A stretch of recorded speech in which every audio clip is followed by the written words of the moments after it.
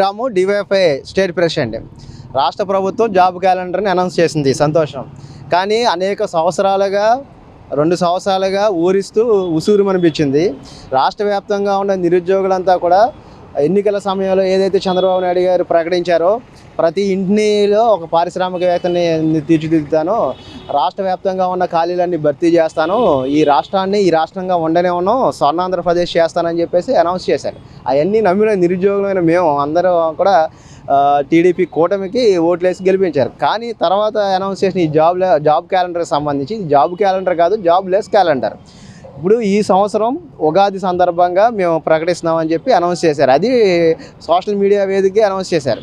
సాధారణంగా చంద్రబాబు నాయుడు గారికి ఉన్న లక్షణం ఏంటంటే, టీడీపీకి ఉన్న లక్షణం ఏంటంటే, ఏ విషయం చేసినా పెద్ద ఆర్భాటంగా ప్రచారం చేసుకుంటారు. కానీ ఆర్భాటానికి దూరంగా ఈరోజు సోషల్ మీడియాలోనే ఎందుకు అనౌన్స్ చేయాల్సి వచ్చింది? 1, 2 ఈ అనౌన్స్ చేసిన 10,000 ఉద్యోగాలకు కూడా ఆర్థిక శాఖ నుంచి అనుమతి ఉందా లేదా అనేది స్పష్టం చేయలేదు. తర్వాత ప్రతి సంవత్సరం మేము జాబ్ క్యాలెండర్ని అనౌన్స్ చేస్తామని చెప్పారు. అది ఉగాదికి అనౌన్స్ చేస్తామని చెప్పారు. అంటే నెక్స్ట్ ఇయర్ కూడా 10,000 అనౌన్స్ చేస్తారా? అంటే ఇంకా 4 సంవత్సరాలు. అంటే మీరు భర్తీ చేసేది ఈ రాష్ట్రంలో ప్రభుత్వ ఉద్యోగాలు 40,000 అని మేము ప్రశ్నిస్తూ ఉన్నాం.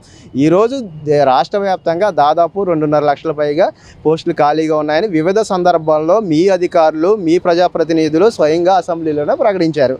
మరి 2.5 లక్షల పోస్టులు ఖాళీగా ఉంటే 10,000కే ఎందుకు మీరు అనౌన్స్ చేశారు అనేది మేము అడుగుతూ ఉన్నాం. లైబ్రరీ పోస్టులు ఖాళీగా ఉన్నాయి, కానిస్టేబుల్ పోస్టులు ఖాళీగా ఉన్నాయి. అదేవిధంగా వివిధ శాఖల్లో ఉన్న పోస్టులు భర్తీ చేస్తారని ఆశతో నిరుద్యోగులు పొలాలు తాకట్టు పెట్టి, బంగారాలు తాకట్టు పెట్టి, అప్పులు చేసి ఈరోజు కోచింగ్ సెంటర్స్లో కోచింగ్ తీసుకుంటూ ఉన్నారు.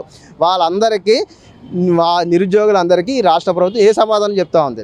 లక్షల్లో నిరుద్యోగులు ఉన్నారు, మీరు 10,000లో ఉద్యోగాలు తీస్తే, 100లో ఉద్యోగాలు అనౌన్స్ చేస్తే వీళ్ళంతా ఏమైపోతారు? కాబట్టి రాష్ట్ర ప్రభుత్వం ఎప్పటికైనా ఈ జాబ్ క్యాలెండర్ని రీషెడ్యూల్ చేయాలి. దాదాపు ఏదైతే పోస్టులు ఖాళీగా ఉన్నాయో ఈ పోస్టుల ఖాళీలన్నింటి మీద ఒక వైట్ పేపర్ని రిలీజ్ చేయండి.